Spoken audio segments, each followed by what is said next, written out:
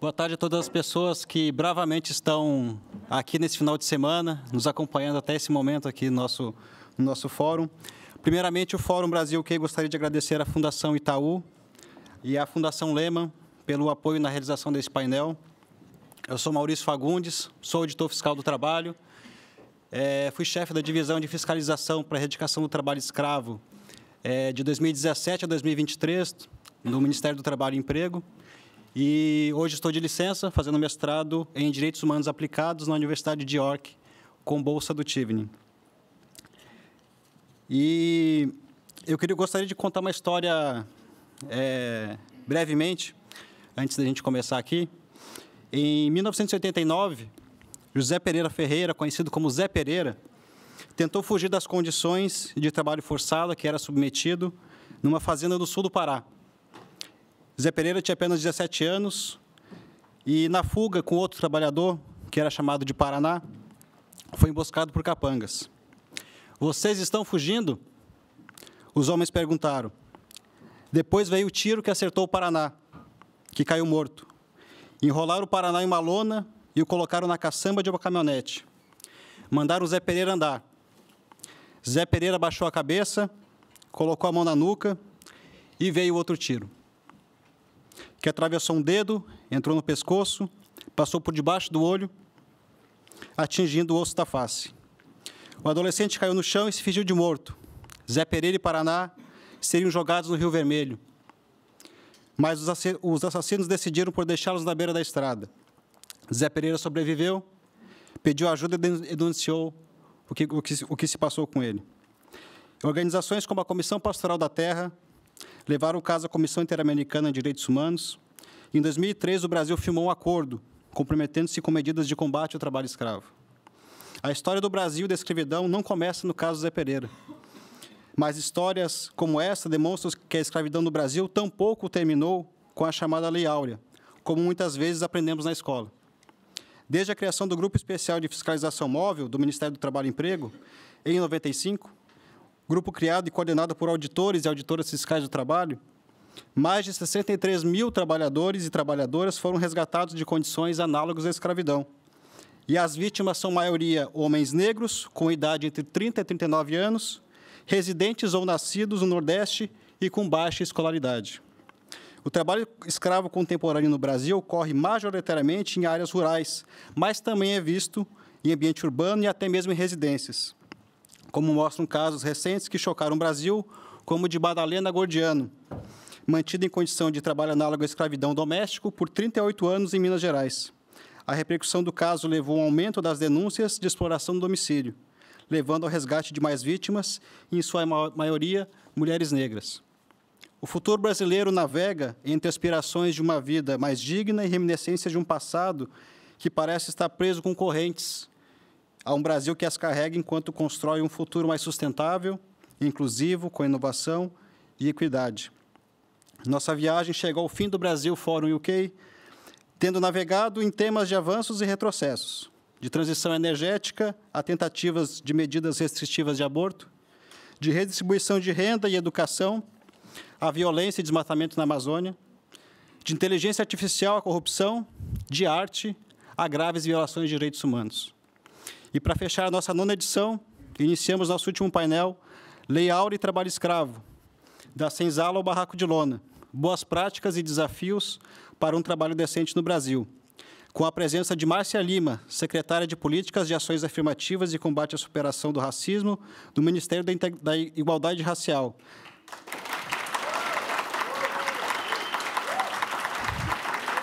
Ela é professora e coordenadora do Programa de Pós-Graduação em Sociologia da Universidade de São Paulo, doutora em Sociologia pela Universidade Federal do Rio de Janeiro e pós-doutora na Universidade de Colômbia. Nós também temos Leonardo Sakamoto, presidente da ONG Repórter Brasil, é jornalista, professor da PUC São Paulo e doutor em Ciência Política pela Universidade de São Paulo. Sakamoto é comentarista do Jornal da Cultura e colunista de política do UOL. Foi membro do Conselho do Fundo das Nações Unidas para Formas Contemporâneas de Escravidão, de 2014 a 2020. Prazer de chamar também Gildásio Meirelles, palestrante e ativista de direitos humanos. Gildásio superou condições de trabalho análogas à escravidão.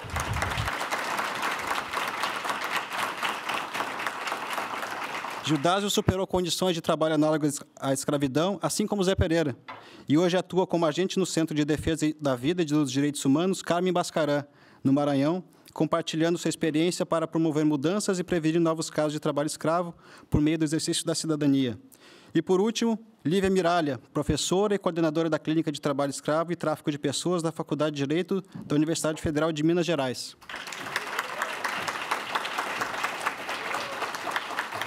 Lívia é advogada, pós-doutora pela Universidade de Brasília, presidente da Comissão de Enfrentamento ao Trabalho Escravo e Contemporâneo da Ordem dos Advogados do Brasil de Minas Gerais. E a moderação do painel será realizada por Lucimar Prata dos Santos, advogada e mestranda em International Human Rights Law pela Universidade de Sussex, como bolsista Tivni. Lucimara possui trabalhos contra o tráfico de pessoas com atenção a refugiados venezuelanos no Amazonas, com a Clínica de Direitos Humanos e Direito Ambiental da Universidade do Estado do Amazonas e a Clínica de Direitos Humanos da Universidade de Sussex. Um bom painel a todos e todas. Boa tarde a todos. Gostaria de iniciar esse painel com uma frase muito bem dita pela pesquisadora brasileira Zilda Iocoi, e ela fala: a escravidão não acabou, ela apenas se modernizou. Ou seja, a escravidão é uma realidade aqui e agora no Brasil. E para começar esse painel, eu queria convidar o Judásio para que ele começasse contando um pouco da experiência dele com o trabalho escravo, bem como o que hoje ele vem fazendo para prevenir os novos casos com o seu trabalho como agente social. Olá a todos. Em primeiro lugar, gostaria de dar meus agradecimentos por estar nesse local aqui, cheio de mentes brilhantes. Confesso que realmente dá um friozinho na barriga estar diante de tantas pessoas inteligentes. E agradecer também ao meu amigo ali, Maurício, né, auditor fiscal, pelo convite. Agradecer também a minha amiga Lívia. Eu achei que ia estar sozinho, mas estou aqui diante de grandes amigos como Sakamoto. Tá? Eu venho do interior do Maranhão, uma cidadezinha chamada Monção, do Brasil. Cresci numa família de lavradores, filho de Zósimo Trindade Furtado e Maria Rita Silva Meirelles Mendonça. Não trago aí o sobrenome do meu pai. Aprendi desde cedo na lavoura a buscar o sustento, ajudar a família. Estudava pela manhã, trabalhava à tarde, ou às vezes estudava à tarde e trabalhava pela manhã. Cresci nessa lida. Entendia que era normal o trabalho forçado, o trabalho braçal. E aí, um dia eu comecei a sair por causa das necessidades, né? A situação financeira nunca foi muito boa na minha cidade, principalmente no interior onde morava. E daí a necessidade me obrigou a buscar serviço em outros lugares. E nessas idas e voltas da vida, me vi escravizado em uma fazenda. Chegando lá nesse local, já tinha mais ou menos mais 18 pessoas que trabalhavam e estavam escravizadas. Gente que estava com 5 anos, 6 anos, 3 meses, 8 meses que não via a família. Alguns amigos que não via os filhos crescer, saudade de casa. E aí, quando eu entendi que estava escravizado, passou-se 5 meses e meio. Toda vez que eu ia chamar eles para acertar, bater as contas, e toda vez eu estava devendo. E eu me encabulava como era que eu estava devendo, se eu trabalhava, saía cedo e voltava praticamente à noite. E eles me mostravam uma lista. Olha, não está lembrado disso aqui? E lá estava todo o material, bota, foice, né? E estava ali o boné, o café da manhã, o almoço, a janta, até o negócio de afiar ali o material de trabalho. E tu não lembra disso aqui? E tem mais. Aí mostrava uma outra lista aqui, ó, chamada de cantina. Lá estava um biscoito, lá estava a sardinha. Por que era obrigado a entrar na cantina? Porque a alimentação era só o arroz com o feijão misturado. A gente saía de manhã cedo e não tinha nada para se alimentar, e com isso a gente tinha que ficar até novamente às 6 horas da tarde. Vi muitos colegas que desmaiavam no serviço por estar desnutrido, por não se alimentar. E eu entendi que se eu não tomasse uma atitude, ia morrer naquele local. Decidi conversar com alguns colegas, porque infelizmente não dava para conversar com todos, né? Infelizmente, algumas pessoas eram compradas ali com um pouco de droga, alguma outra coisa, e acabava ficando ali conformado com aquilo. Chamei alguns colegas e disse, cara, eu vou fugir. Tu é doido, tu vai morrer. Se eu tiver que morrer, eu vou morrer na estrada, tentando fugir. Mas não vou morrer aqui como trabalhador escravo.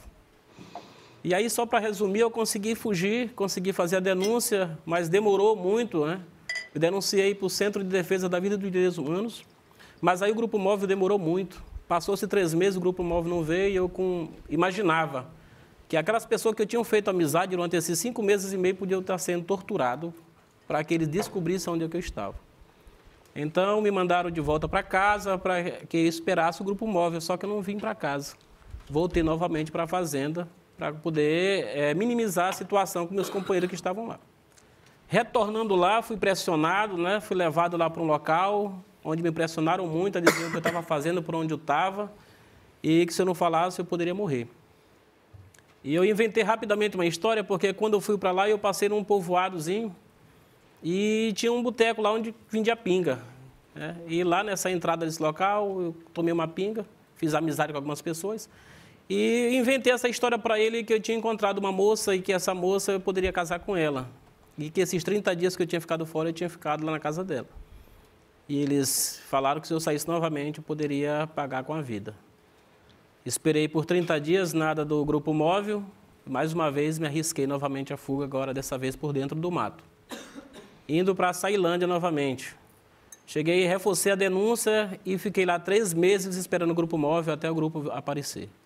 Dentro de 3 meses que a gente voltou novamente para fazer o resgate dos demais trabalhadores, que ao chegar lá pela manhã cedo, né, estavam mais ou menos 8 carros da polícia, todo mundo preparado ali para ir para o trabalho, os trabalhadores. Quando a polícia chegou de uma vez, o pessoal se assustaram, uns querendo fugir, querendo correr, a polícia ninguém corre, aqui é o Grupo Móvel, e me orientaram a ficar dentro do carro. E nisso que eu estava dentro do carro, pegaram os trabalhadores, levaram para debaixo de uma árvore, né, começaram a conversar com eles, e aí a porta do carro se abre, e quando a porta do carro se abre, eles me viram. E eles vieram de lá todos chorando, rapaz, Judas voltou para nos resgatar, cara, Judas voltou e agarraram, me tiraram do carro, me abraçaram e choraram muito. E eu fiquei muito comovido com isso. E isso me fez me dedicar com todas as minhas forças para combater esse tipo de escravidão. Hoje eu trabalho como agente defensor dos direitos humanos para o Centro de Defesa, pela qual eu fiz a denúncia, onde tive algumas formações e trabalho desde 2005 até agora. Obrigada.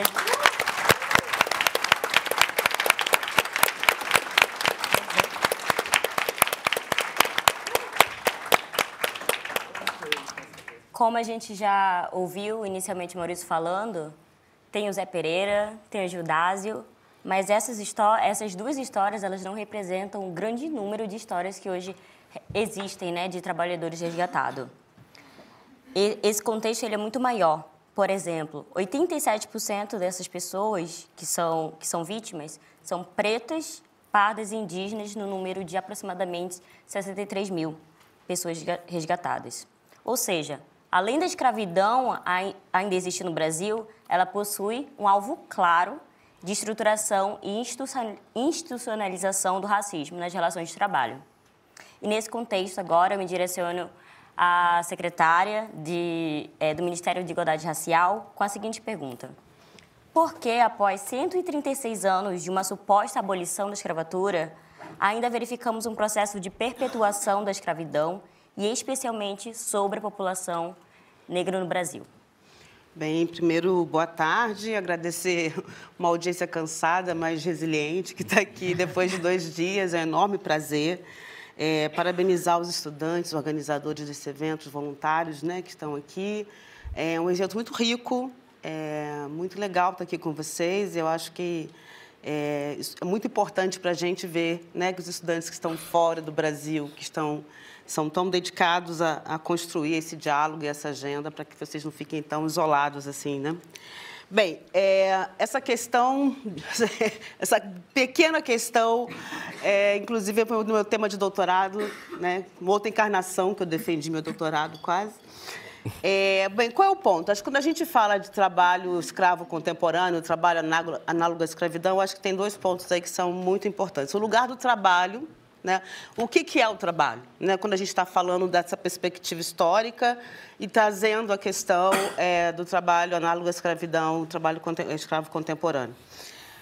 Eu acho que a gente tem, se a gente pega um pouco a história do Brasil, né, em relação a isso, a gente precisa pensar, né? No momento em que nós vivíamos, né, numa sociedade escravocrata, o que era o trabalho? Né?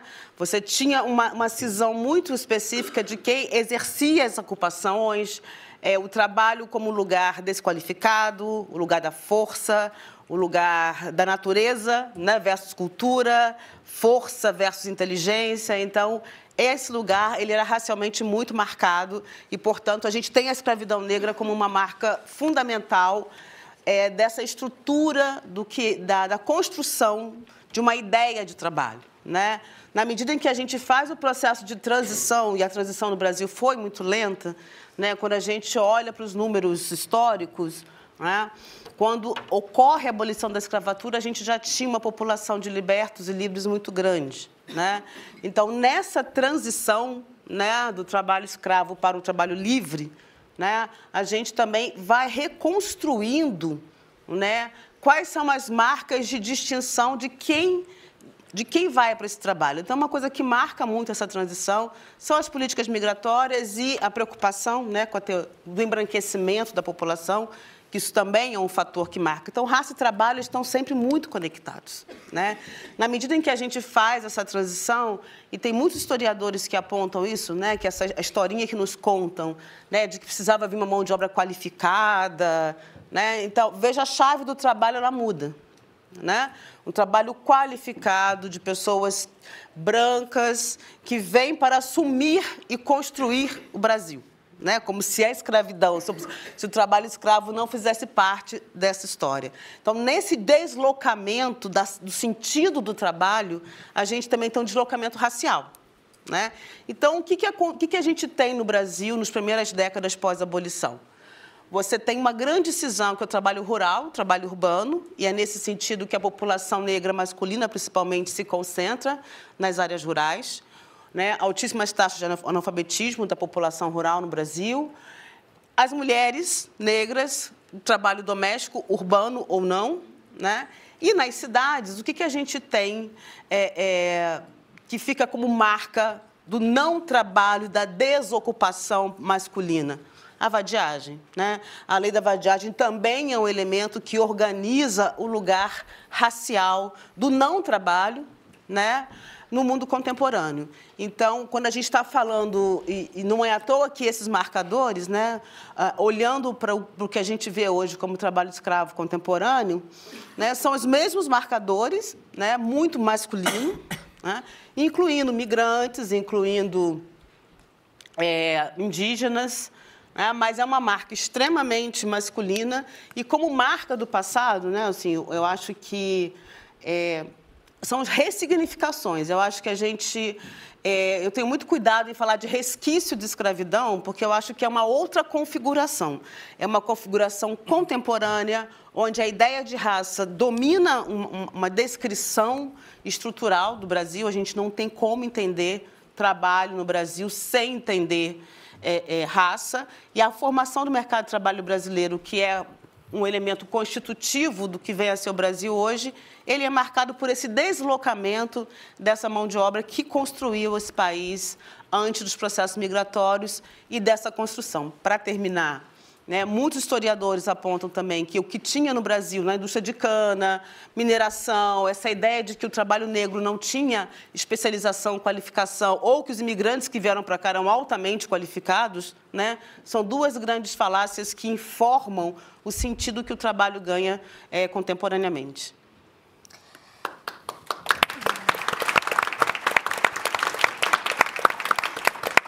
Eu acho que é muito importante, para que a gente entenda também esse painel, é a gente entender alguns conceitos mais acadêmicos. E, para isso, a gente convida a professora Lívia, né, que é uma das maiores pesquisadoras do Brasil em trabalho escravo. Ela coordena uma das maiores clínicas de trabalho no tema. Então, para ela responder, o que é o trabalho escravo contemporâneo no Brasil e o que ele está representando hoje no nosso país? Primeiro, boa tarde a todas e todos. Queria dizer da honra e da alegria de estar aqui. Queria parabenizar os estudantes pela organização do evento. Eu falei no início que já tinha dado tudo certo, só de vocês terem chegado até aqui, mas agora é bom falar no final que deu tudo certo, né? Nós chegamos até aqui. E queria agradecer na figura de 3 pessoas, para não cometer nenhuma indelicadeza de não falar o nome, mas agradecer no nome da Lucy, que está moderando o nosso painel, da Letícia, que ficou responsável por mim e me acolheu tão generosamente, e ao Maurício pelo convite, dizer que vocês estão de parabéns, né? Vocês brilharam. Né? Chegou, deu certo, gente. Já está quase acabando. Dito isso, eu fiquei pensando numa frase para a gente começar, né, a falar do assunto, pensando no tema, que é Lei Áurea e Trabalho Escravo Contemporâneo, e no tema também do fórum, que é O Futuro é Brasileiro. E aí eu me lembrei do livro da Ana Maria Gonçalves, que é Um Defeito de Cor, né, um dos grandes livros da literatura que a gente tem. Ana Maria é maravilhosa, quem não leu fica aí a indicação de ler. Em um dos capítulos ela começa citando um provérbio africano, que é preciso que a gente olhe para trás para saber de onde viemos quando nós não sabemos para onde vamos. Dito isso, né, estabelecida essa premissa, eu queria só lembrá-los que o artigo 149 do Código Penal é quem traz o conceito de trabalho em condições análogas à escravidão. O artigo foi modificado em 2003 como consequência de uma política pública que começa em 1995, quando o Brasil, embora tenha sido o último país a erradicar a escravidão lá atrás, em 1888, foi o primeiro a reconhecer a prática de escravidão contemporânea em seu território. Como decorrência desse reconhecimento, o Maurício já falou na frase, né, na fala dele, houve a criação do Grupo Móvel, a criação da lista suja, o Brasil depois foi condenado pela sentença, né, do José Pereira, e em decorrência disso a gente teve uma modificação em 2003 do artigo 149 do Código Penal, que passou a estabelecer 4 hipóteses de trabalho escravo. Então a gente tem trabalho em condições análogas à escravidão, e a terminologia correta é essa, porque juridicamente falando, a gente não tem mais trabalho escravo legal no país. A gente tem em 4 situações. Quando a gente está diante da presença do trabalho forçado, que é aquele conceito que a OIT traz nas convenções 29 e 105.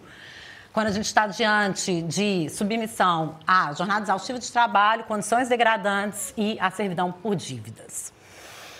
E aí, gente, eu queria trazer 2 questões para vocês, mas já deram um spoiler das imagens, eu ia deixar para falar daqui a pouco, mas vocês já estão enxergando aí. A gente escuta muito, quando a gente vai falar de trabalho escravo, uma crítica que é, no mínimo, falaciosa e, no máximo, de mau caráter. Que qualquer coisa hoje em dia é trabalho escravo, porque qualquer coisa é, né, é só porque o colchão está muito fino, ou isso ou aquilo. E a gente, né, a gente tem uma série de pesquisas, mas antes de chegar na pesquisa, eu vou evocar, né, uma citação de um juiz da Suprema Corte norte-americana, que é o Porter Stewart, que em 1964, quando ele estava julgando o caso Jacobellis versus Ohio, em que se discutia se o filme The Lover, que é um filme de um cineasta francês chamado Louis Malle, se o filme trazia ou não pornografia hardcore, que à época era considerada crime e era proibida nos Estados Unidos. E o juiz Porter Stewart fala que ele não sabe precisar e que ele não precisa precisar a terminologia, né, pornografia hardcore, mas que ele sabe quando ele vê. Então, I know it when I see it. E ele fala isso, e isso, ao meu ver, bastaria, quando a gente olha essas 3 imagens que eu trouxe para vocês, para a gente identificar o que a gente está falando de trabalho em condições análogas à escravidão. E por que a gente pode identificar nessas 3 imagens? Porque lá, em 2012, o Supremo Tribunal Federal já pacificou o entendimento de que o bem jurídico tutelado pelo artigo 149 do Código Penal é a dignidade da pessoa humana, e não apenas a restrição do direito de liberdade. Então, aquela imagem de pessoas, né, acorrentadas ou de grilhões é uma imagem que tem que ficar lá no passado e que ainda assim os historiadores falam que nem é uma imagem correta com relação à escravidão legal. E a gente... Eu desconcentrei, que você falou que só tem 1 minuto, aí eu fiquei tensa que está acabando o tempo, mas eu vou acabar para fechar, para a gente poder passar para a próxima. Bom, e aí a gente já poderia falar que a gente sabe quando a gente vê. Mas, para corroborar ainda mais, né, o que seria o trabalho em condições análogas à escravidão, eu queria só deixar aqui um spoiler para vocês de que, da próxima rodada, a gente volta nisso. A gente, hoje em dia, quando a gente vai falar de trabalho em condições análogas à escravidão, mais de 90% dos casos a gente está falando de condições degradantes de trabalho. Em Minas Gerais, a gente está falando de 96% dos casos, condições degradantes de trabalho. E o que seria essa condição degradante de trabalho, para não ficar só no eu sei quando eu vejo que é uma violação do direito da dignidade da pessoa humana? A gente fez uma pesquisa na Clínica de Trabalho Escravo, nível Minas Gerais, a gente analisou todos os autos de infração de Minas e a gente fez uma pesquisa nível Brasil, 1.494 ações criminais, 432 ACPs. E a gente descobriu que quando a gente fala de condições degradantes, a gente está falando do tripé da degradância, que seria isso que eu trouxe para vocês na foto. Moradias precárias, instalações sanitárias inadequadas e ausência de água potável. Eu acho que não resta dúvida quando a gente traz a fotografia de que a gente está falando, sim, de uma situação que viola o bem jurídico que deve ser tutelado, que é a dignidade da pessoa humana.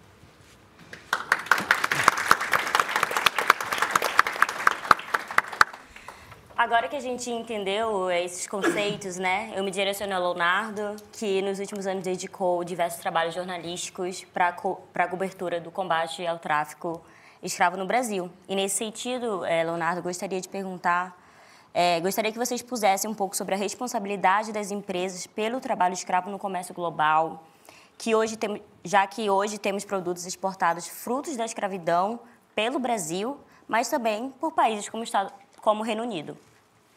Bem, antes de mais nada, agradecer muito a presença, né, de vocês aqui para ouvir a gente falar, agradecer o convite, né, dar uma boa tarde a todas as pessoas presentes. Rápida autodescrição, eu tenho olhos puxados, pele morena, o cabelo charmosamente grisalho, sou alto, ao contrário do que as pessoas que me conhecem falam assim, caramba, você é alto. Sou alto, né?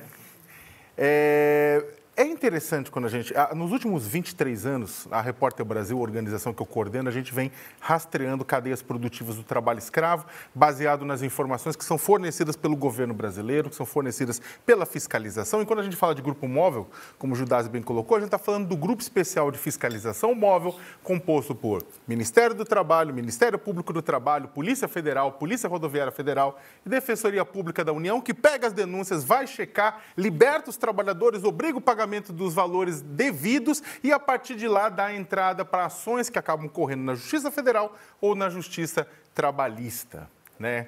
Com base nas informações desses resgates, com base na lista suja do trabalho escravo, cadastro de empregadores flagrados com esse tipo de mão de obra, que foi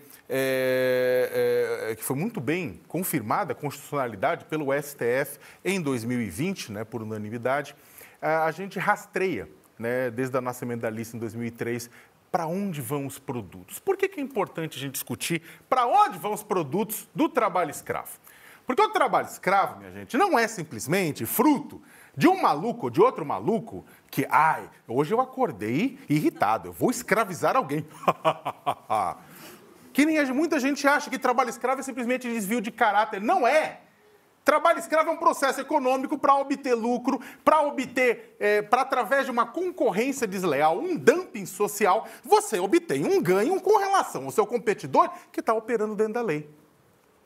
E aí o pessoal botou o frame um pouco antes, mas tudo bem, né? O que acontece? Desde 2003, a gente vem rastreando cadeias produtivas de trabalho escravo. E aí os produtos vão para onde? Esses produtos fabricados por um trabalho escravo vão para onde? Dentro do Brasil, esses casos aqui são claros, todo mundo ficou sabendo, todo mundo falou. Vão para Aurora, Garibaldi, Salton, Zara. Zara, lembra, né, do caso, né? Dos casos, foram 3. M-Officer, Animale, Odebrecht, OAS, MRV, MRV 7 vezes, inclusive, Cutrale, Citrosuco, Cosan. A lista é grande. Por quê? Para a gente não cair, incorrer no erro de achar que trabalho escravo é feito numa pequena propriedade. Também é, mas também tem grandes propriedades que fornecem para grandes empresas ou são controladas por essas grandes empresas, que são diretamente responsabilizadas pelo processo. Aqui tem caso, tá? Nos dois, tem empresas que foram diretamente responsabilizadas, pagaram, reconheceram, outras que foram beneficiárias diretas, apesar de não terem sido responsabilizadas diretamente. Então, o que acontece? A gente está num processo e num momento em que a gente está partindo, a gente é Brasil e o mundo, né? está partindo daquele momento de uma responsabilização apenas dos beneficiários, que tornam a questão quase que pontual. Ah, não, a culpa é da pessoa. E a culpa é do fazendeiro, do carvoeiro, do dono da oficina de costura também, mas não apenas. Há uma inclusão desse processo de escravização numa questão maior. Há uma pressão. Longe de mim defender fazendeiro escravagista, mas o fato é que eles estão incluídos dentro de um processo maior, inclusive de pressão econômica para redução de custos, no altar da competitividade global. E aí, eu fiquei 6 anos trabalhando na ONU, lá em Genebra, né, no Fundo das Nações Unidas para Formas Contemporâneas de Escravidão, visitando vários lugares do mundo em que trabalho escravo existia, e o padrão econômico é o mesmo. Muda categorias, processos culturais locais. Mas desse processo de você degradar a qualidade humana no intuito de obter o lucro fácil e a concorrência desleal é nova. É nova, não. É um padrão. Temos que passar para a responsabilização da cadeia de valor. Desde 2003, a Repórter Brasil, por exemplo, a gente vem rastreando essa cadeia de valor. Vou passar rapidamente. Bolinha vermelha, fazenda com trabalho escravo. Bolinha azul, intermediário. Bolinha preta, exportação. Bolinha amarela, varejo. Soja. O óleo que vocês consomem, o frango que vocês comem, tudo aí. Algodão. Isso aqui é a pluma, porque algodão você tem trabalho escravo na produção da pluma, da planta e depois da confecção. Também intermediários, varejo, exportação. Carvão, uma única carvoaria na Fazenda Santa Terezinha, no Mato Grosso, 9 trabalhadores resgatados, indo para guzeiras, acearias, empresas automobilísticas nacionais e internacionais. Isso aqui é tudo antigo, tá? Para que ninguém use, porque os rastreamentos novos a gente usa para mobilizar o setor empresarial. Isso aqui, carne.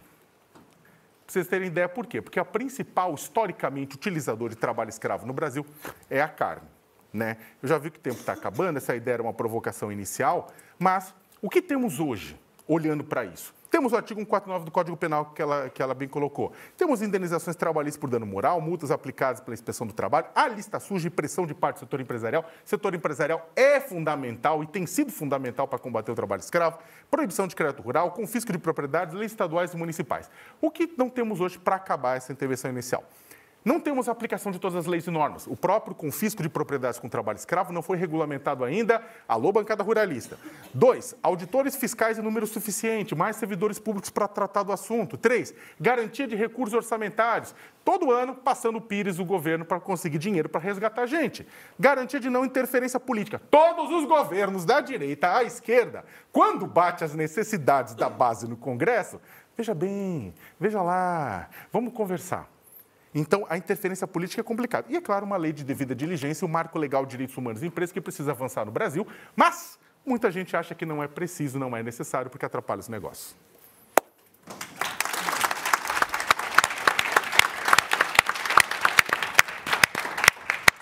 Bem, como a gente vê, o panorama do trabalho escravo no Brasil é muito complexo e a gente podia passar um dia inteiro falando sobre isso. Mas agora eu gostaria muito já que a nossa temática é o futuro brasileiro, falar um pouco sobre como o Brasil se destaca no cenário internacional, ainda que a passos lentos, mas ele se destaca no combate ao trabalho escravo, com ações conjuntas do governo e da sociedade civil. Então, por essa razão, eu gostaria de retornar novamente a conversa com o Gil Dásio, já que ele faz parte do centro, e como ele já explicou, ele auxilia no resgate e também no pós-resgate de vários trabalhadores. Então, eu queria que você explicasse um pouco para a gente como é que funciona esse seu trabalho mais local. Pois bem, gente, acho que eu não expliquei. Eu não falei um pouco sobre a ONG que eu trabalho, era CDVDH-CB, né? Centro de Defesa da Vida e dos Direitos Humanos Carmen Bascaran. Tá? Depois do resgate, passei por algumas formações e hoje trabalho como defensor de direitos humanos. O que é isso que acontece? Trabalho fazendo acompanhamento de pessoas que foram resgatadas e também com a prevenção do trabalho escravo. E dentro dessa prevenção, a gente, do acompanhamento, a gente também tem levado cursos profissionalizantes para que a família dessas pessoas não retorne novamente para o trabalho escravo. Junto ao Centro de Defesa, a gente conseguiu levar alguns cursos profissionalizantes justamente para a minha área, principalmente para as mulheres, né? Dentro de um programa chamado Mulher Maravilha. Tá? E dentro desse programa foram cursos profissionalizantes como corte, costura, gastronomia, foi um corte também, um curso para os homens que foi pedreiro. E hoje, com essa lida, as pessoas me perguntam se eu não tenho vergonha de falar dessa minha história. Eu confesso para vocês que realmente é doído, porque eu tenho que relembrar todo o processo de um sofrimento que eu passei lá atrás. Mas ser protagonista da minha própria história, isso vale a pena porque eu entendo que eu vou ajudar ou estou ajudando outras pessoas. Tá? E como esse protagonista da minha própria história, levando prevenção do trabalho escravo para outras pessoas, justamente dentro da comunidade, onde praticamente toda semana sai ônibus e ônibus lotado para outro estado. Onde quase 10 mil pessoas da minha cidade já foram-se embora para outro estado, justamente pela falta de emprego. E eu já pergunto por que tantas pessoas são resgatadas 2, 3, 4 vezes. A gente se pergunta isso, justamente pela necessidade financeira. A pessoa tem os seus filhos, tem sua casa, mas ele não consegue manter o sustento dentro daquele local, dentro daquela cidade. Então ele se obriga a ir buscar lá fora o sustento para a sua família. E nessas viagens, acontece dele acabar sendo escravizado. Só para relatar aqui, antes de eu vir, um tempo atrás, aí, acompanhando uma família, cheguei na casa dele e ele estava com a boroquinha arrumada. Ele já foi resgatado 2 vezes. E eu, José, tu vai para onde? Cara, eu vou atrás de serviço. Tu sabe que aqui é muito difícil a situação. Cara, cuidado, tu já foi resgatado 2 vezes. E aí, nisso que nós estamos conversando, a filhinha dele entrou, papai, eu estou com fome. Ele disse, minha filha, te acalma aí que tua mãe já foi ali no supermercado, alguma coisa ela vai trazer para você comer já. E nisso que ele está conversando, a mulher dele entra de cabeça baixa, triste. E ele, amor, como é que foi? Ela disse, meu bem, infelizmente o seu José não pôde nos vender porque nós estamos devendo muito. E ele começou a chorar. E a filhinha dele chorando, a mulher dele chorando. E eu não aguentei também ver aquela situação.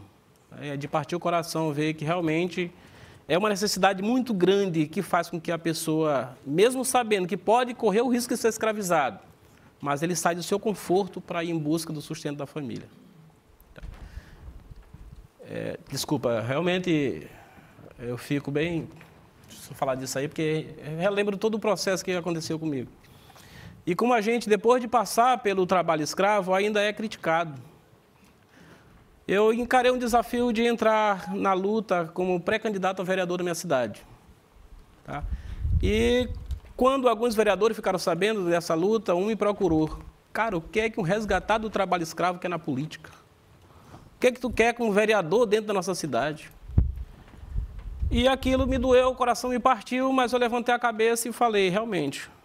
Só que esse trabalhador resgatado, junto ao Centro de Defesa, tem trago curso profissionalizante para dentro da nossa cidade. Gastronomia, pedreiro, corte e costura, design de sobrancelha. E você, como parlamentar eleito? Você, como vereador? Né? E ele baixou a cabeça. E eu entendi que realmente eu tenho que conseguir esse objetivo. Porque esse trabalho... Como defensor de direitos humanos, fazendo um grande trabalho na cidade, eu posso fazer muito mais como um parlamentar eleito. Tá? E o que me falta? Claro que para trabalhar numa campanha você precisa ter dinheiro, ou então você precisa ter alguém que lhe apoie. Infelizmente, o dinheiro é que eu não tenho. E eu fico feliz, quem sabe, um dia de conseguir alguém que possa patrocinar ou fazer uma doação. Para que eu possa trabalhar e alcançar esse objetivo.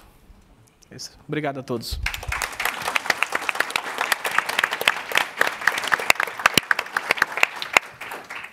Como o Leonardo tinha falado, o combate no Brasil, ele reúne uma gama muito grande de instituições que lutam por esse combate. E muito recentemente, agora em 2023, a gente teve... o Ministério da Igualdade Racial como um dos novos ministérios. Então, é nesse sentido que eu convido novamente a secretária para expor um pouco mais sobre o Ministério e como ele pretende colaborar e como ele tem combatido ou como ele pretende combater essa temática no Brasil. Obrigada. Bem, o Ministério da Igualdade Racial não é oficialmente o responsável por essa agenda está no Ministério dos Direitos Humanos e Cidadania, mas a gente tem feito ações conjuntas para que a gente possa trabalhar nesse sentido. A primeira dela a gente pediu, porque a CONATRAI já existia antes do Ministério da Igualdade Racial, então nós participamos de 2 reuniões do CONATRAI e estamos tentando oficializar a presença do Ministério da Igualdade Racial e também para acompanhar os órgãos do fluxo, né, nacional de combate ao trabalho análogo à escravidão, que são 2 coisas que a gente está acompanhando. No âmbito do governo federal, a gente tem já tem um projeto de lei, né, do deputado João Daniel, que tenta regulamentar o artigo 243 da Constituição Federal. A gente fez um parecer, né, uma nota técnica sobre isso, e estamos acompanhando, mas, né, a gente aí tem um congresso, digamos, bastante difícil de trabalhar. Eu tenho trabalhado muito com o Congresso por conta dos 2 PLs de cotas, né?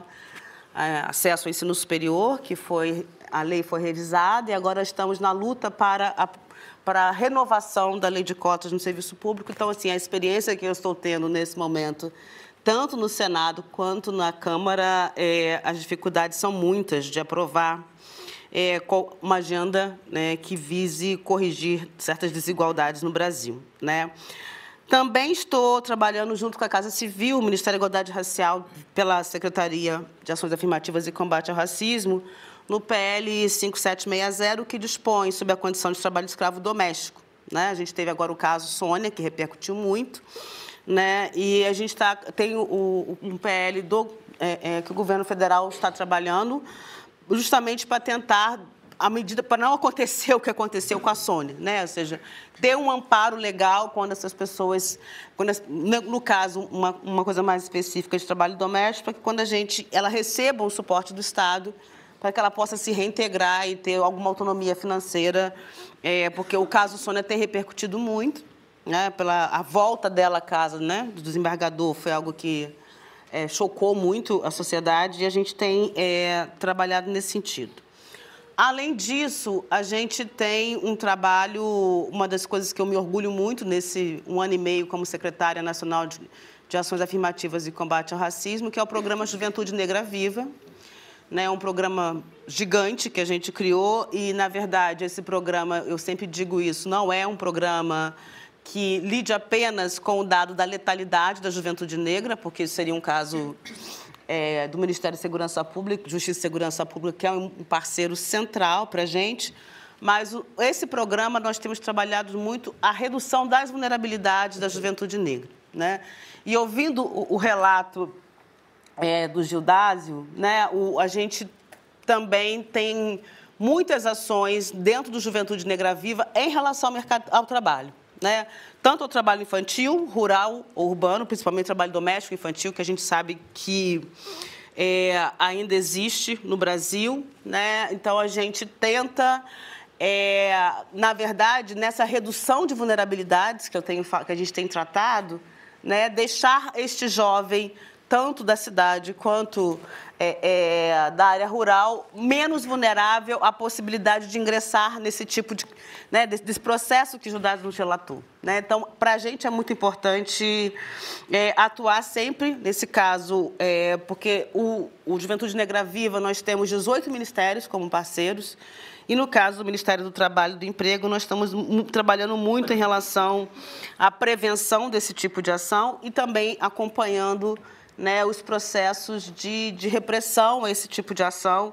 E a gente sabe que ter um ministério, como o Ministério da Igualdade Racial, que tem essa agenda, né, que é uma agenda transversal, a gente está construindo aí esse diálogo.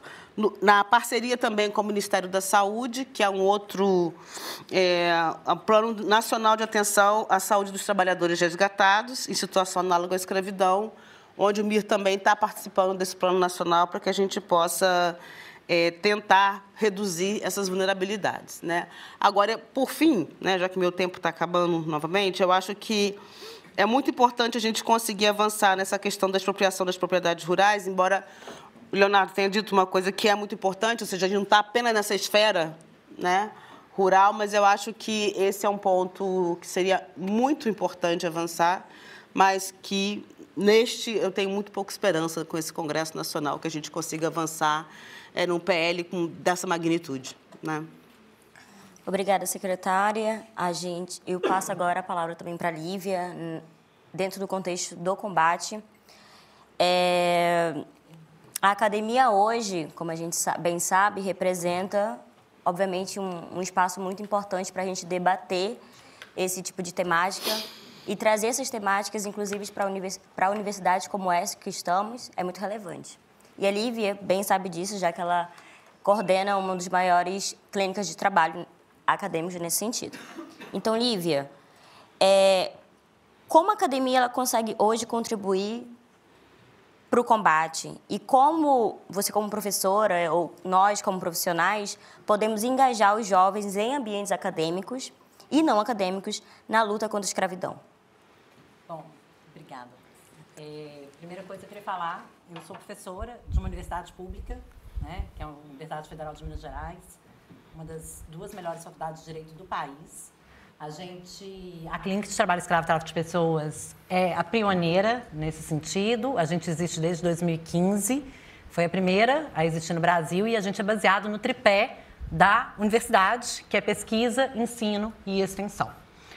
Na parte de ensino, a gente capacita, digamos assim, os jovens estudantes de direito para poderem atuar na questão relacionada ao tráfico de pessoas e o trabalho escravo.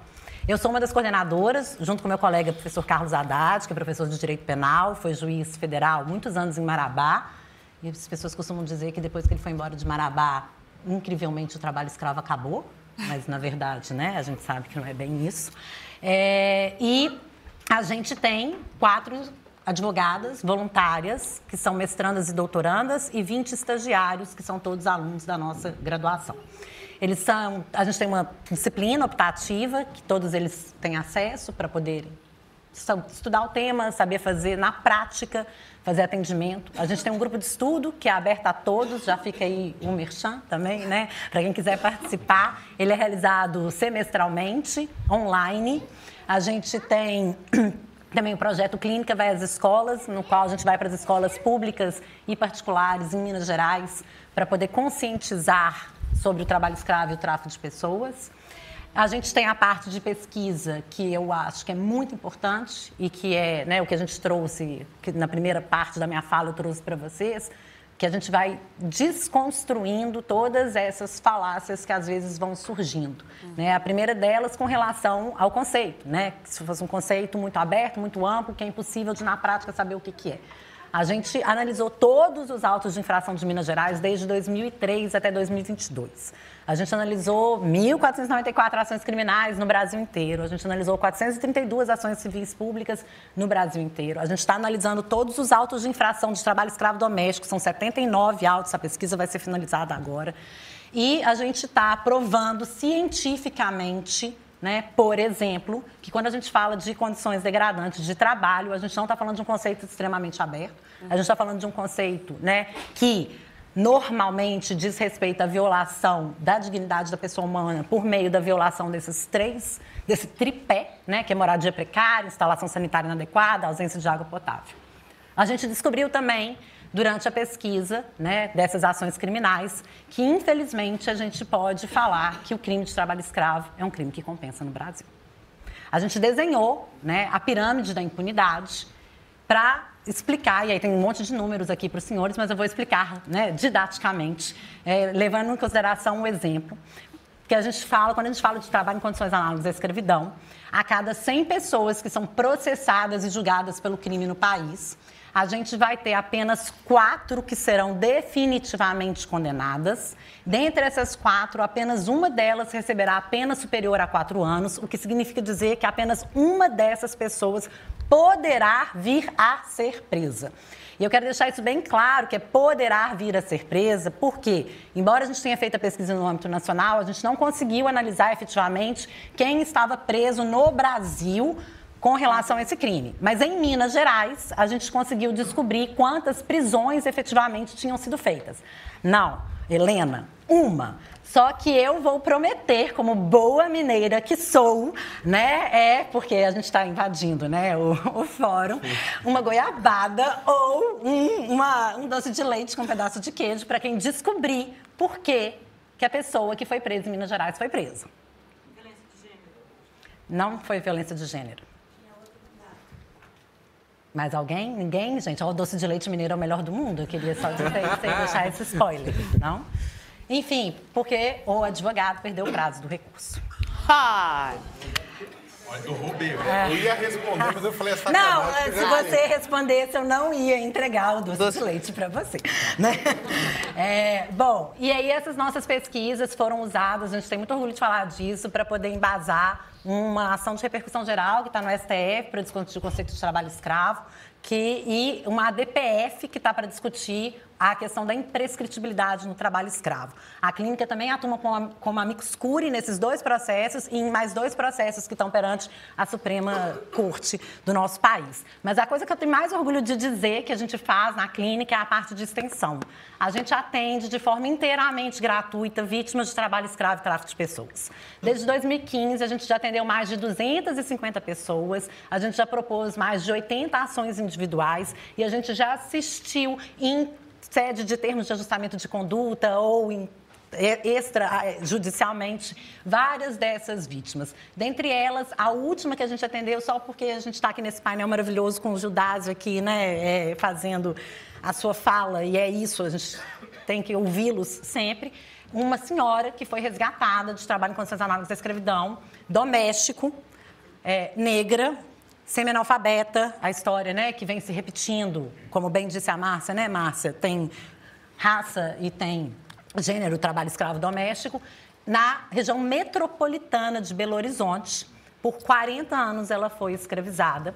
Essa senhora, né, a gente não chegou a propor uma ação trabalhista, porque não precisou, a gente só assistiu ela durante as negociações para poder fazer um TAC, que é um termo de ajustamento de conduta, junto com o Ministério Público do Trabalho, e a gente conseguiu para essa senhora que ela, finalmente, como parte da indenização do trabalho de 40 anos, que nunca vai ter nada que vai pagar, mas a casa na qual ela viveu durante esses 40 anos, a empregadora morreu, e a gente conseguiu, agora ela está na posse ainda, falta ainda a propriedade, né? Mas eu acho que a gente já pode começar a celebrar, que ela tomasse posse dessa casa.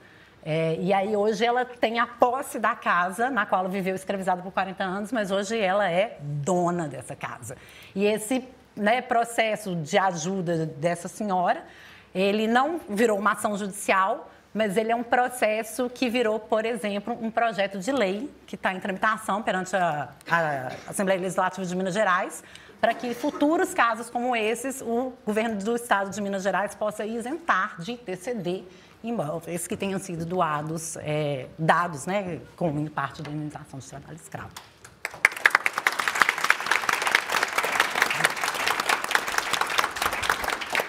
Agora, para a gente finalizar, antes de a gente começar as perguntas, queria só pegar um gancho pedindo a fala dela, pode ser? Pode, claro. Queria só pegar um gancho pedindo a fala dali, ó, diante dessa pirâmide de impunidade, eu fico me perguntando, quando eu vejo um cenário do trabalhador que é resgatado, que passa 5 anos, perde a família, não vê o filho crescer, de que lado é que nós estamos como os defensores de direitos humanos?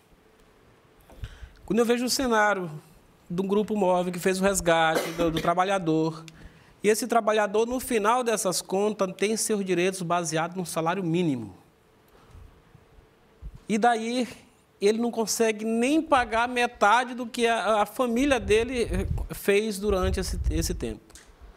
Se ele passa 5 anos, ele vem para casa. Quando consegue a família de volta, ele passa 3, 4 meses, ele já é obrigado a se submeter novamente ao trabalho. Porque aquilo que ele recebeu de direito não deu nem para suprir a metade da necessidade. Aí eu me pergunto, de que lado nós estamos? Será que nós estamos defendendo a causa do trabalhador ou nós estamos defendendo os escravagistas? Tá? Foi só uma provocação. Ok? Obrigado.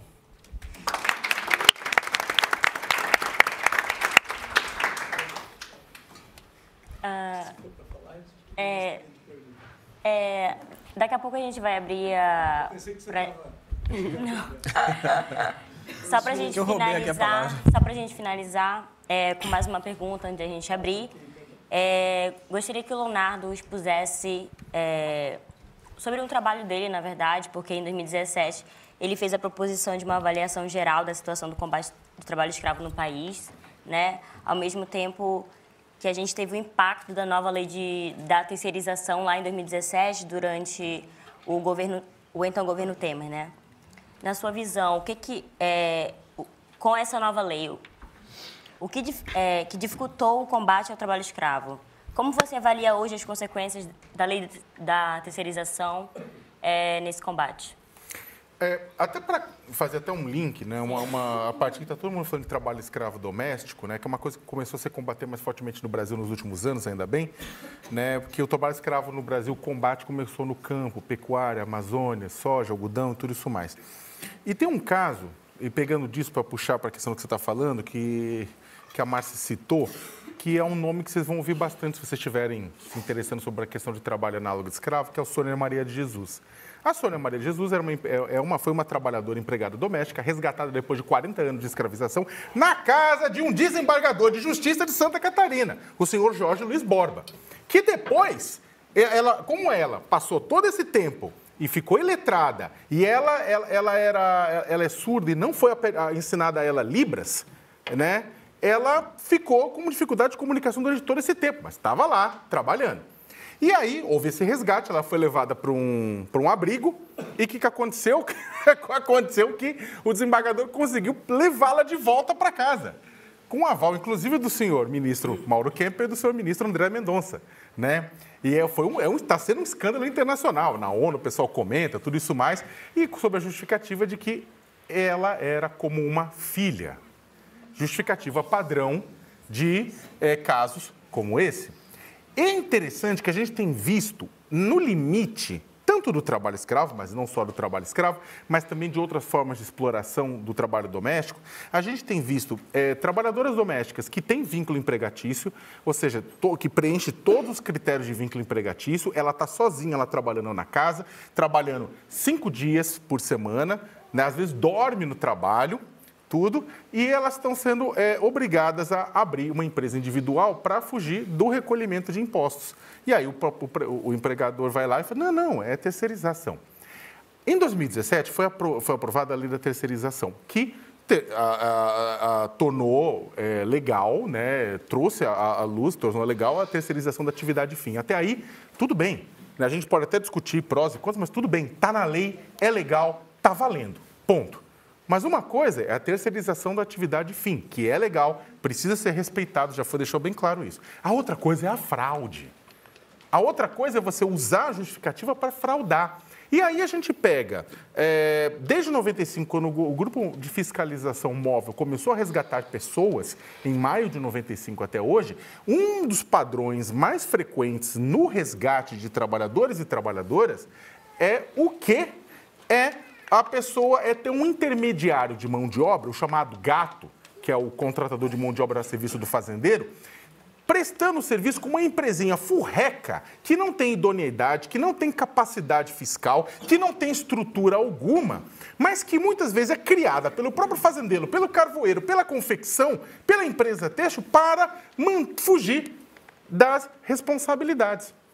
E aí o que acontece? O gato, muitas vezes, o dono da empresa, tem gente que ele é tão, desculpa usar o termo, mas cagado, quanto o resto do grupo que está sendo explorado. E mesmo assim, cria-se esse negócio. Lá atrás, em 2017, a gente falou, isso aqui vai dar problema se não se olhar com cuidado, né? E isso é uma coisa que a gente está tendo atenção agora. Ainda mais agora que está entrando o trabalho doméstico com força nas fiscalizações. São esses casos que, repito, a terceirização ela é legal, de atividade fim. Mas o próprio legislador deixou claro que no que não é legal, a fraude. A empresa que está prestando serviço tem que ter idoneidade, tem que cumprir uma série de demandas, uma série de características. Então, o que acontece é que muitas vezes não é cumprida. E aí a gente tem casos como esse, né? E aí, só para aproveitar esse minuto final, né, lembrar o seguinte, né? Quando a gente está falando de trabalho análogo de escravo do Brasil, a gente está falando de uma grande gama de setores econômicos envolvidos. O gado, a pecuária bovina, é a que mais utilizou ao longo do tempo e da história, né, em número de resgates. Mas a gente teve muito resgate em algodão, soja, milho, Cana-de-açúcar. Hoje em dia, o café tem sido proeminente por conta de resgates em São Paulo, em Minas Gerais e no Espírito Santo. Resgates, inclusive, de trabalhadores. Durante a Covid, 70 trabalhadores, um resgate que houve no Espírito Santo, obrigados a trabalhar durante a Covid. Bolsonaro teria orgulho disso, né? Então, o que acontece? O pessoal, no meio da pandemia, trabalhadores sendo obrigados a trabalhar. Então, o que acontece? Cebola, batata, confecções, empresas de construção, bordéis. Afinal de contas, tem toda uma parte de exploração sexual que não está sendo devidamente combatida, não por absentismo do governo, do judiciário, mas é mais difícil e mais complicado mesmo. Então, o que acontece? Só recentemente começamos a fazer o resgate das trabalhadoras domésticas, né? Vamos lembrar que, e isso é interessantíssimo, porque só recentemente, para terminar, as trabalhadoras domésticas passaram a ter seus direitos equivalentes ao restante dos trabalhadores do Brasil, por conta daquela proposta de emenda constitucional, por conta do Tratado das Nações Unidas. Só que, infelizmente, o Brasil e muitos brasileiros continuam a ver o quarto de empregada como uma variação e uma atualização da senzala. Infelizmente, é assim. Todo mundo, na verdade, acha um absurdo o trabalho escravo. Mas quantos pagam decentemente a trabalhadora empregada doméstica, mulher negra e pobre, que sustenta nas costas a reprodução social do Brasil?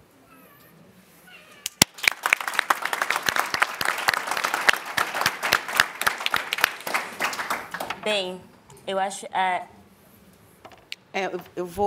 Daqui a pouquinho eu vou ter que sair, gente. Eu peço desculpas que eu tenho um trem daqui a pouquinho para Londres, mas um prazer enorme estar aqui com vocês. Eu vou sair de fininho daqui a pouco. Eu só queria registrar aqui, não sei se alguém tem alguma questão, já responderia. Obrigada. Agora a gente vai abrir para perguntas, porque faz parte desse painel também a colaboração de vocês.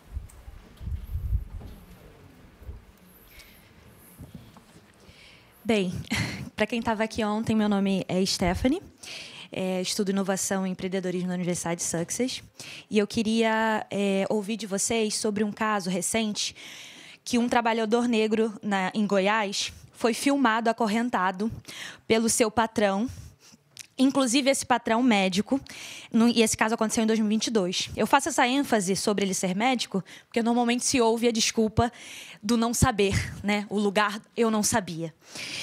E aí esse médico foi inicialmente condenado a pagar uma multa, e há 7 dias atrás essa multa ou esse caso foi anulado. E aí a minha pergunta é, por que ninguém é preso por racismo no Brasil? Por que ninguém é preso por um crime de trabalho escravo no Brasil? E por que ainda é possível se ver uma cena tão lamentável que tenta reimitar a escravidão antes de 88 e ainda é vista como uma brincadeira, porque essa foi a justificativa do médico. Porque, para os meus ancestrais, não foi uma brincadeira. E eu queria saber por que a gente ainda não condena essas pessoas e por que isso ainda é visto como uma brincadeira por parte deles e a gente ainda não consegue responsabilizar as pessoas pelo crime de racismo e também pelos crimes contra o trabalho escravo no Brasil. Obrigada.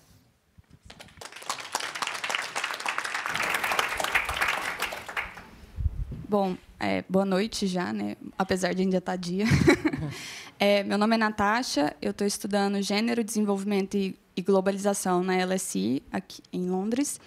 E eu estava trabalhando com desenvolvimento econômico no setor público. E agora eu estou estudando um pouco como que os nossos modelos de desenvolvimento que a gente propõe, eles excluem mulheres e pessoas negras do conceito, né, dessa proposta de desenvolvimento. E então, pensando nisso, eu queria falar um pouquinho também sobre como que a gente entende que o nosso modelo de desenvolvimento ele perpassa hoje, né, o modelo que a gente tem hoje perpassa por níveis altíssimos de incentivos fiscais que para grandes empresas, claro, só para as grandes, né? Que está alinhado também com a não fiscalização dessas contrapartidas que estão previstas quando se dá incentivos fiscais, né?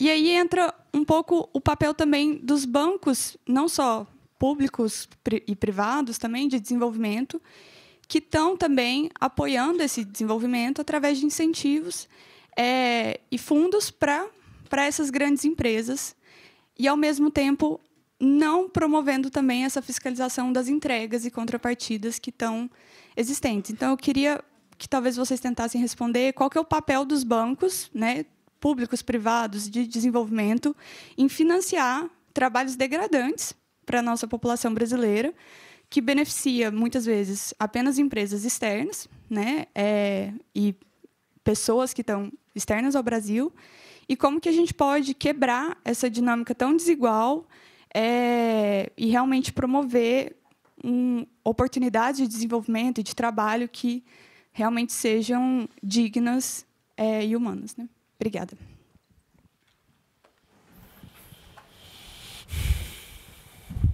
Bem, boa tarde a todos. Eu sou Luciano Barros, sou presidente do Instituto de Desenvolvimento Econômico e Social de Fronteiras, o IDESF. E também sou membro lá da Câmara Técnica de Combate ao Tráfico de Pessoas em Foz do Iguaçu, que é uma das câmaras mais atuantes aí no Brasil com relação a isso. E lá nós temos uma situação bastante interessante, eu acho que ela se replica a toda a fronteira brasileira, que está bastante atrelado ao tráfico de pessoas e o contrabando de imigrantes ao trabalho escravo. Não se tem registro quase de outra finalidade a não ser o trabalho escravo. Então, são duas coisas que andam lá de mão dadas. E o que nós temos visto, e a fala de todos aqui no painel, está bastante carregada de que são grupos de extrema vulnerabilidade que estão suscetíveis a este mecanismo, né, do tráfico, tanto o tráfico de pessoas quanto a exploração laboral. Eu queria pensar assim, Sakamoto, provocar ele um pouco aqui nisso, e a Lívia também. A Lívia falou dos dados, né, que estamos fazendo uma compilação de dados, achei isso genial, porque a partir da experiência, o que nós podemos... o que nós estamos aprendendo para poder desenvolver políticas públicas para fazermos a prevenção disso tudo? Nós estamos falando muito, eu vejo assim, naquele pilar da repressão, que é extremamente importante, mas perpassa, Sakamoto, aí, melhorias na legislação e conscientização social. Quais são os mecanismos que poderiam realmente ajudar a prevenção desses problemas? Obrigado. Olá, Tarcísio Silva, pesquisador. Eu queria fazer uma pergunta sobre quem se sentir confortável, se a normalização, né, do trabalho de plataforma, que é muito precarizado, né, em empresas, por exemplo, como iFood e Uber, de certa forma, parte dos trabalhadores precisam gastar para conseguir trabalhar, né, tipo alugando carro, comprando bicicleta, etc., se a gente está vendo a normalização de algumas características problemáticas, né, como endividamento antes de trabalhar para trabalhar. Existe alguma ligação nisso? Antes da gente, talvez, iniciar uma segunda rodada de perguntas, eu acho que a gente poderia começar respondendo essas primeiras, e gostaria de endereçar inicialmente para a secretária. Eu vou fazer um apanhado geral, porque eu acho assim, quando a gente fala do racismo, né, a gente precisa lembrar que o que caracteriza a história do racismo é a desumanização, né? Você só escraviza alguém se não for igual a você, né? Então, o que diz a escravidão contemporânea? Né? Ela está marcada estruturalmente pelo racismo, né? A ideia de você submeter o outro a essa condição degradante, esse outro não é igual a você. Então, o que a gente tem de uma passagem, né, de uma sociedade plenamente escravocrata para o modelo do trabalho de escravo contemporâneo, do trabalho análogo à escravidão, é a continuidade da construção da ideia de que esse outro não é igual a mim, né? Eu acho que isso é um elemento muito fundamental do racismo, né, da definição conceitual do conceito do racismo, que é você não reconhecer no outro a humanidade. Tá? E, nesse sentido, eu acho que só é possível que a gente tenha contemporaneamente esse tipo de problema, né? Porque a gente continua uma perpetuação. Quando a gente fala do passado, né, assim, a pessoa negra, você não pode falar de racismo antes, né, da abolição, eu acho que sim, né, porque o marcador racial ele se intensifica como um marcador de exclusão depois que somos todos iguais, né? Mas nesse tratamento, na construção dessa relação, não tem humanidade. Você não faz isso com o igual. Então, eu acho que é a partir daí que todas as coisas... A violência racial contra os jovens negros. Isso, para mim, é muito... os estudos sobre os estereótipos raciais. Né? O que você pensa quando você pensa uma pessoa negra? As coisas que a gente... Esses estudos que são feitos em relação a essa percepção da condição racial dos indivíduos, né? Tanto homens quanto mulheres, a gente está sempre nesse lugar, no lugar da natureza, da força, né? Da brutalidade. Nina Rodrigues ainda, sabe? Assim, quando ele fala da responsabilidade penal, né? Você não pode dar a mesma responsabilidade penal que você dá para uma pessoa branca, civilizada, para uma pessoa negra ou indígena. Né? Porque eles não têm a mesma capacidade intelectual, mental de responder por um crime. Né? Isso marcou. E acho que a gente ainda tem muito resquício, e eu gosto muito de insistir nisso, porque se a gente não olhar, um ser humano não é capaz de fazer com o outro se ele considera esse outro igual, e nesse sentido a gente ainda tem muita, muita estrada pela frente. Gente, muito obrigada pelo convite, eu vou sair correndo, eu tenho que pegar um trem para Londres. Obrigada.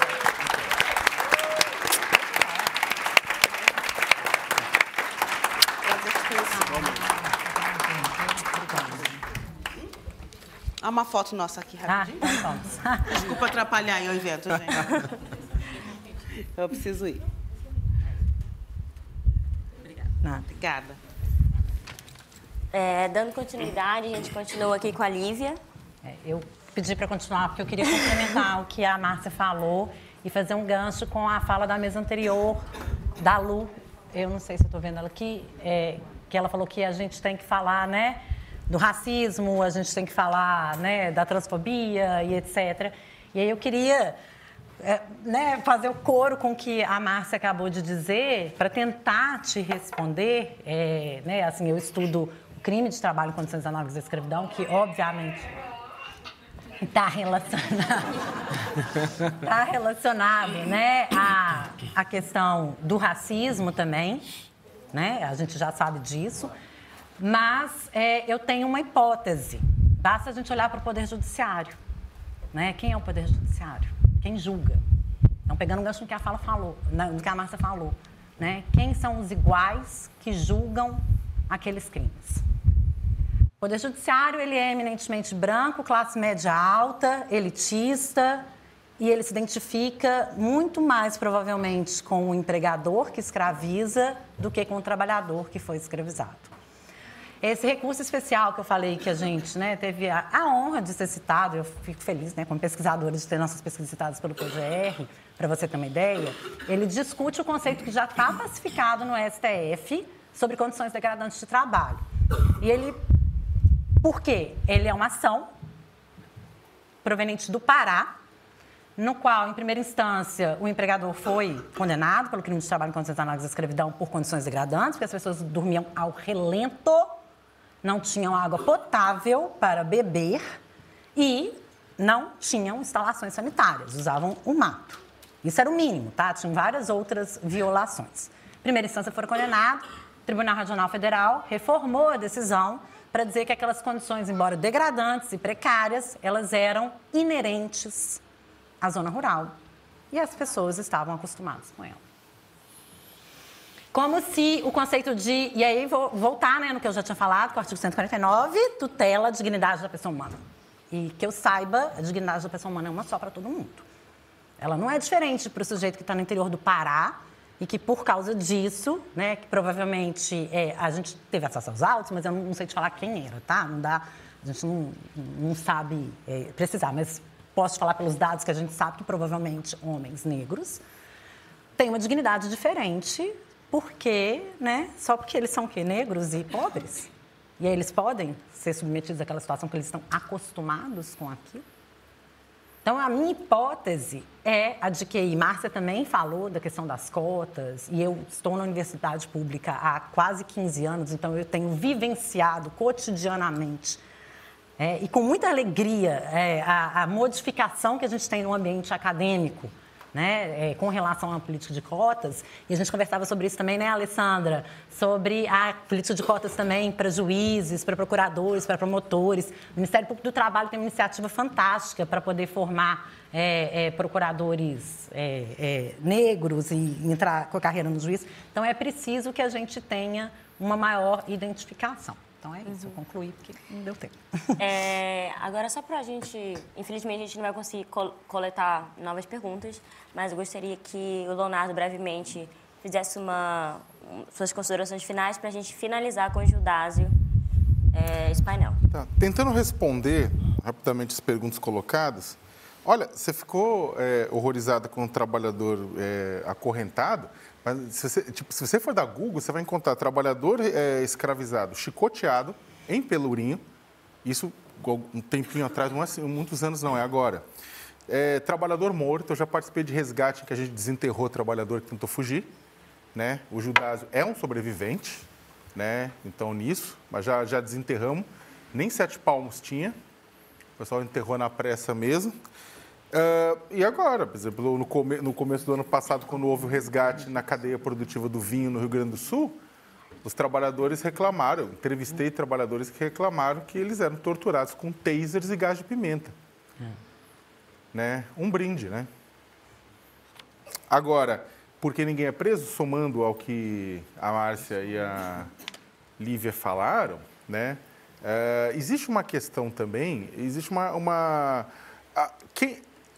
quando você tem recursos, você consegue, na verdade, continuar fazendo com que sua ação tramite no sistema de justiça por muito tempo. A condenação de Unai, dos responsáveis pela execução de 4 funcionários do Ministério do Trabalho que estavam fiscalizando a região rural noroeste de Minas, demorou quase 20 anos. E demorou para ser cumprido. Então, tem muito caso que vai se postergando indefinidamente, tem gente que ainda caduca, prescreve a ação por conta de várias razões, né? Então, o pessoal, na verdade, consegue jogar com o sistema, né? E aí, normalmente, quem acaba se estrepando mais facilmente é o próprio gato, o contratador de mão de obra, né? Olha, eu peguei malária outra resposta. Eu peguei malária 2 vezes cobrindo guerra em Timor-Leste e Angola, em 98 e 99. Dói pra caramba. Só que malária, ela bate uma febre gigantesca, alta, sabe, se delira, né? E aí, só que a febre, ela não é a doença. A febre é um sintoma. Você pode atacar a febre tomando uma aspirina, tomando Novalgina, que é proibido, mas tomando tudo isso, né? Só que você vai atacar o sintoma, você não ataca a causa. A causa você precisa, aí sim, usar cloroquina. Aí usa cloroquina, né? Só, não mais. Você vai atacar a causa, você vai usar... Quando a gente fala de trabalho escravo, isso é interessante. O trabalho escravo, ele é um problema, claro, mas ele é um sintoma. Eu gosto de dizer que o trabalho escravo é um sintoma. Resgatar trabalhadores e trabalhadoras, né, ela faz parte de você combater os sintomas, que é uma questão civilizatória, exatamente para garantir que pessoas como Gildásio, garantir uma série de pessoas possam ter as suas vidas. Mas ela não vai, per se, acabar com o problema. Você precisa atuar na origem do problema. E o problema é que o nosso modelo de desenvolvimento aí... aquela pergunta é concentrador excludente para diabo. Nosso modelo de desenvolvimento é uma tragédia. Então, é claro, eu trouxe alguns elementos que ajudavam na questão econômica, mas vale a pena, né? E aí falando um pouco de vulnerabilidade também foi colocada, a gente imaginar que para combater o trabalho escravo, você vai ter que combater algumas partes desse modelo de desenvolvimento. Trabalho escravo se sustenta num tripé de impunidade, pobreza e ganância. Pobreza, historicamente, o Brasil vê pobreza como falta de renda. E não é. Se você olha para o estado de bem-estar social europeu, fica mais claro. Não é falta de renda. como diria o professor Amartya Sen, eu colocaria na ideia de oportunidades. Falta acesso à educação, à saúde, à moradia, a lazer, a um trabalho digno? Sim, claro. Também a renda, óbvio. Mas só distribuir renda você não resolve o problema. Você precisa garantir acesso a oportunidades, né, para que essas pessoas possam desenvolver as suas capacidades em todas as suas proporções. E se não quiserem desenvolver, pelo menos elas tiveram, num conceito de justiça distributivista, o seu quinhão de justiça está lá, ela que não quis utilizar. Mas precisa se garantir essas oportunidades. Se você for pegar o perfil do trabalhador escravizado resgatado e for fazer uma extrapolação a todo o Brasil, o IBGE tinha feito uma experiência que deu 1,5 milhão de pessoas que podem, em risco de se tornar escravizadas. É muita gente. É por isso que você tem que agir com os escravizados que são resgatados para evitar que eles se tornem escravizados novamente. Você tem que agir no sistema econômico nacional, mostrando para as empresas que você atuar no combate ao trabalho escravo não é apenas ajudar os trabalhadores, tem que fazer parte do core business dela para melhorar a imagem dos produtos brasileiros dentro e fora do país. Você tem que atuar na justiça, você tem que atuar em várias formas. Do ponto de vista dessa questão da redução da vulnerabilidade, você precisa criar oportunidade.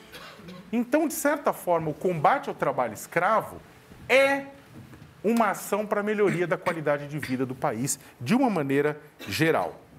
E só para finalizar, o papel dos bancos do setor financeiro, ele é... Cara, eu participei durante 1 ano e meio, eu fui comissionário na Comissão Global do Setor Financeiro contra o Trabalho Escravo e Tráfico de Seres Humanos, ligado à Universidade da ONU, lá em Nova York, e a gente criou até um protocolo global. Quem tiver interesse, entra, FAST Initiative, é só FAST, rápido, Initiative, que é um grande protocolo global para o setor financeiro e bancos atuarem no combate ao trabalho escravo, utilizando inteligência artificial, utilizando regulação, como no Brasil tem Banco Central, Conselho Monetário Nacional, impede concessão de crédito rural para quem foi flagrado com trabalho escravo. Tem o BNDES, segue, outros bancos públicos seguem, de vez em quando seguem. Né? Mas é complicado. Então, os bancos públicos, eles têm uma capacidade grande de investimento e, por conta disso, eles deveriam seguir essa regulação e adotar outras ações também. Né? O negócio está dado, tem até resolução do CMN, basta, tomar vergonha e seguir. Trabalhador de plataforma não vai dar tempo não, mas é o seguinte, resumidamente, né, a questão eu não vejo a exploração, mesmo a exploração mais grave nessa relação em algumas plataformas e com os trabalhadores, dentro de uma lógica de trabalho análogo ao de escravo. Eu não vejo, tem muito colega meu que vê. Aí teria uma discussão longa. Agora, sim, há muita questão que precisa ser resolvida urgentemente e você precisa de regulação nessa relação. Né? Por quê? Porque tem muito trabalhador que vai se esfolar, né, ao máximo, vai se esfalfelar para ganhar, na verdade, os trocados. Então, você precisa melhorar. Eu só não vejo essa relação de trabalho análogo de escravo, mas a gente pode conversar depois sobre isso. Obrigado. Para a gente finalizar, a gente só vai ter agora uma fala do Judásio e a gente conclui o painel. Bom, agradecer a todos, né, por esse momento muito maravilhoso. Nunca imaginei estar tão longe de casa. Foi meio desafiador chegar até aqui. Há 2 semanas atrás recebi a informação, junto com a minha mãe, que ela foi diagnosticada com câncer no estômago. E a gente está numa correria, porque a gente não tem condições de arcar com todos os gastos e tem que ser tudo particular. Pelo SUS, não tem condições de esperar. E isso tudo é muito desafiador, mas me esforcei o máximo para chegar até aqui. Tá? Graças a Deus deu tudo certo. Entendendo também que o Centro de Defesa dos Direitos Humanos é uma ONG antigovernamental. Tá? Ela vive de financiadores de projetos, tem ajudado milhares de pessoas. Ela é situada na cidade de Açailândia, tá? No estado do Maranhão, Brasil. E aí nós estamos na luta, buscando também apoiadores para essa causa. Tá bom? Agradecer também a presença de todos. O ministro do Supremo Tribunal, foi um prazer conhecê-lo, tá? O Brasil inteiro mandou um abraço no momento que eu postei aí o senhor nas redes sociais. E dizer que eu estou nessa luta, estou me afastando do Centro de Defesa agora no final do mês, tá? Para ir para essa luta aí de política, tá? Estamos aí lutando aí contra com uma vaquinha, né? A vaquinha do Gildazo, para ver se realmente eu consigo alcançar o objetivo. E agradeço a todos vocês. Foi um prazer.